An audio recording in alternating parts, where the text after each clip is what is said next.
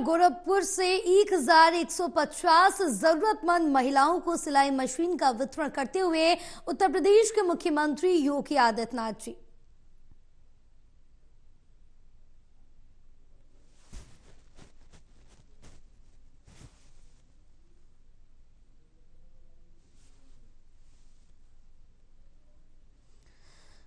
तो सीधे आपको गोरखपुर से लाइव तस्वीरें दिखा रहे हैं, जहां उत्तर प्रदेश के मुख्यमंत्री योगी आदित्यनाथ गोरखपुर पहुंचे हैं और इसके साथ ही उत्तर प्रदेश के मुख्यमंत्री योगी आदित्यनाथ ने महिलाओं को सिलाई मशीन वितरण किया है। तो ये तस्वीरें हम आपको गोरखपुर से दिखा रहे हैं, जहां उत्तर प्रदेश के मुख्यमंत्री योगी आदित्यनाथ पहुंचे हैं। और साथ ही आपको बताते चले कि यहाँ पर 1150 महिलाओं को सिलाई मशीन वितरित की है। तो तस्वीरें हम आपको सीधे दिखा रहे हैं, जहां गोरखपुर में सीएम योगी आदित्यनाथ लाइव हैं और साथ ही यहां पर मशीनों का वितरण किया जा रहा।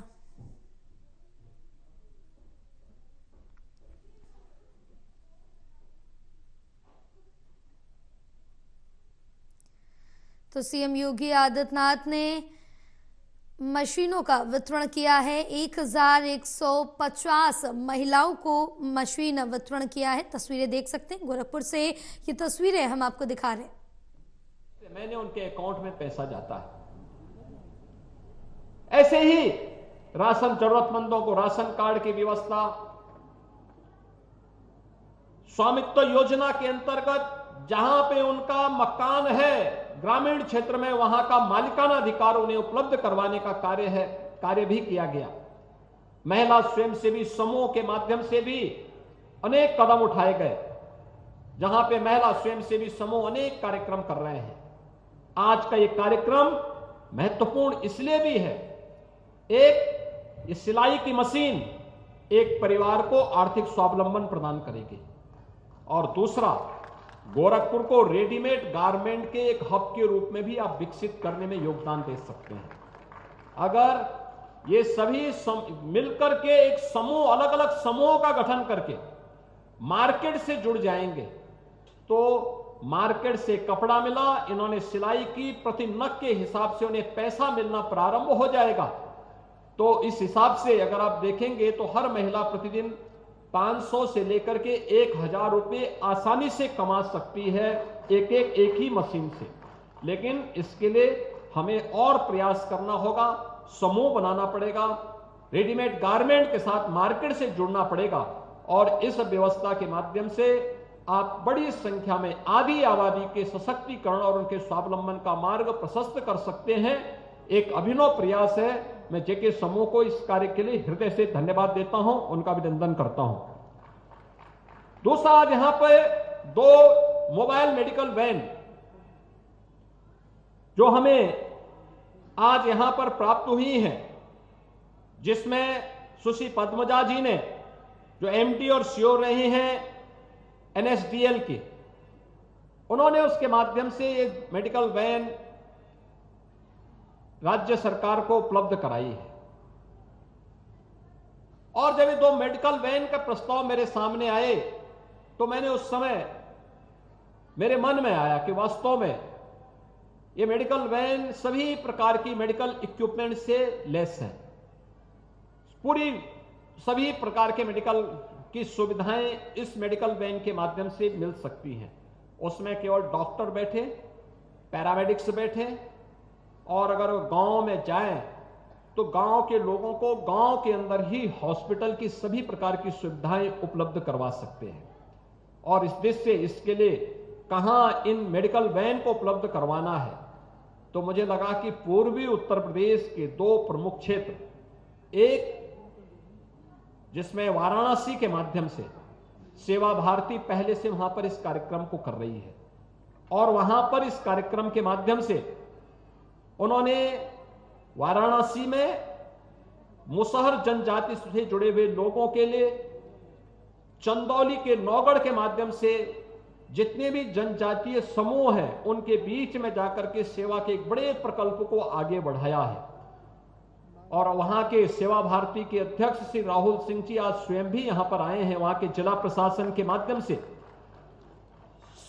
सेवा भारती इस कार्यक्रम को आगे बढ़ाएगी, जो वहां के वनवासियों के बीच में, जनजातीय समुदाय के बीच में इस कार्यक्रम को लेकर के कार्य करेगी। तो ये वाराणसी के लिए वहां के जिला प्रशासन के माध्यम से इस वैन का संचालन वहां पर होगा, जहां पे डॉक्टर, पैरामेडिक्स और अन्य प्रकार की सुविधाओं का संचालन वहां से उपलब्ध करवाया जाएगा। जरूरतमंदों को दवा उपलब्ध करवाना, आवश्यक जांचें करवाना, ये सुविधाएं वहां पर होंगी।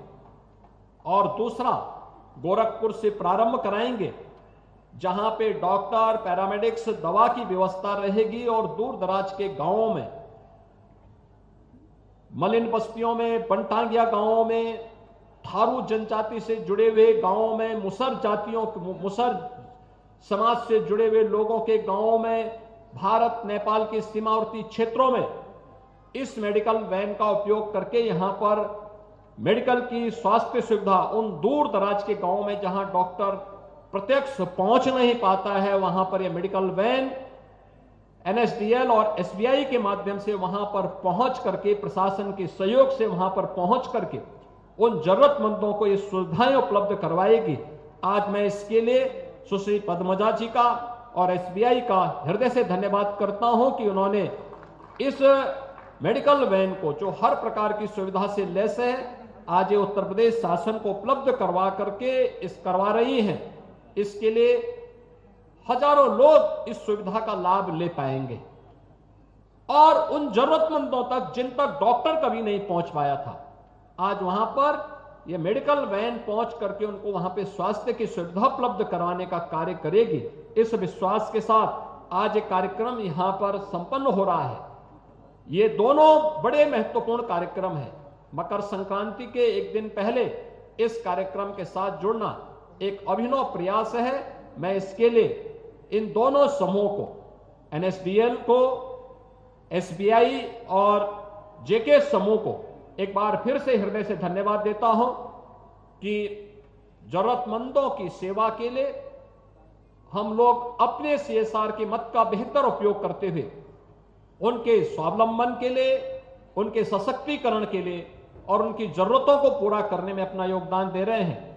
इसके लिए मैं राज्य शासन की ओर से भी उनका हृदय से धन्यवाद देते हुए अभिनंदन करता हूं और आप सभी लाभार्थियों को जो यहां पे प्रत्यक्ष रूप से आत्म सिलाई मशीन प्राप्त कर रही हैं, इनको बधाई देता हूं, मकर संक्रांति की अपनी शुभकामना देता हूं और साथ साथ जिन्हें मेडिकल वैन की सुविधा प्राप्त होने वाली है, उनको भी सभी को मैं अपनी मंगलमय शुभकामनाएं देता हूं कि उनको उनके घर में ही स्वास्थ्य की सुविधा इस प्रकार की मेडिकल वैन के माध्यम से हमें प्रदान करने में सहायता प्राप्त होगी। आज के इस अवसर पर एक बार फिर से मैं आप सबको मकर संक्रांति, लोहड़ी और जो भी पर्व और त्योहार इधर हमारे प्रारंभ हो रहे हैं, इन सब की अपनी शुभकामनाएं देता हूं और 22 जनवरी को अयोध्या में प्रभु राम के प्राण प्रतिष्ठा का भी एक भव्य आयोजन होने जा रहा है। आदरणीय प्रधानमंत्री जी के कर कमलों से 500 वर्षों के बाद यह अवसर हम सबके सामने आने जा रहा है। स्वाभाविक रूप से हर सनातन धर्मावलंबी, हर भारतवासी प्रफुल्लित है और प्रफुल्लित इसलिए है कि यह 500 वर्षों के बाद कई पीढ़ियों ने अपने आप को खपा दिया इस आंदोलन के साथ, इस अभियान के साथ, और आज वह अवसर हम सबको प्राप्त हो रहा है। यह भव्य समारोह हम अपनी आंखों से देख पा रहे हैं। मैं इस अवसर पर आप सबको 22 जनवरी के प्राण प्रतिष्ठा समारोह की भी हृदय से अभी से बधाई देता हूं। हमारा दायित्व क्या होगा कि कल से स्वच्छता के कार्यक्रम, हमारा घर परिवार साफ सुथरा रहे, गांव साफ सुथरा रहे, मोहल्ला साफ सुथरा रहे। पहला काम, क्योंकि ईश्वर वहीं आते हैं जहां साफ सफाई रहेगी। दीपावली के पहले, पर्व और त्योहार के पहले हम अपने घर की लिपाई पुताई, पोछा लगा के सब साफ सुथरा करके रखते हैं। तो सबसे पहला काम सफाई का, स्वच्छता का। दूसरा, भगवान के आगमन के पहले अखंड रामायण का पाठ हो, घर के परिवार के लोग आपस में ही राम नाम संकीर्तन का काम करें। परिवार के लोग ही आपस में बैठ करके कार्यक्रम कर सकते हैं। गांव के लोग मिलकर के देव मंदिर में भजन कीर्तन का कार्यक्रम कर सकते हैं। ये 16 से लेकर के 22 तक लगातार चले। 22 को जब अयोध्या का कार्यक्रम चल रहा हो उसको हम लाइव देखें, कैसे कार्यक्रम अयोध्या का हो रहा है। 500 वर्षों के बाद याद करिए कितनी पीढ़ियां खप गई। आपके पूर्वजों ने भी उसमें योगदान दिया होगा, किसी न किसी रूप में योगदान दिया होगा। किसी ने भावनाओं से दिया होगा, किसी ने प्रत्यक्ष रूप से दिया होगा, किसी ने चंदे के रूप में दिया होगा, किसी ने किसी रूप में दिया होगा। इस सभी का योगदान है और सामूहिक योगदान का परिणाम आज वहां पे हम सबको देखने को मिलेगा। हम उस कार्यक्रम को देखें और फिर जब कभी अयोध्या 22 के बाद अवसर मिले तो एक बार अयोध्या में प्रभु राम का दर्शन करके नए भारत का, नए उत्तर प्रदेश में नई अयोध्या और रामलला का दर्शन करने का सौभाग्य भी सबको प्राप्त हो, इसके लिए व्यवस्था बनाएंगे भी। आपको वहां दर्शन कराने की व्यवस्था भी करवाएंगे। कितने लोग दर्शन करना चाहते हैं अयोध्या में? वाह भाई, सभी लोग तैयार हैं। आप चिंता मत करिए, आपका नाम नोट करवा करके अवश्य वहां की व्यवस्था करवाएंगे। तो आप सबको मैं आज के इस अवसर पर हृदय से बधाई देता हूं, अपनी शुभकामनाएं देता हूं। आप इन दोनों सुविधाओं का लाभ प्राप्त कर पाएंगे, इसके लिए मेरी मंगलमय शुभकामनाएं। धन्यवाद। जय जय सीताराम। बहुत बहुत धन्यवाद, बहुत बहुत धन्यवाद पूज्य महाराज श्री।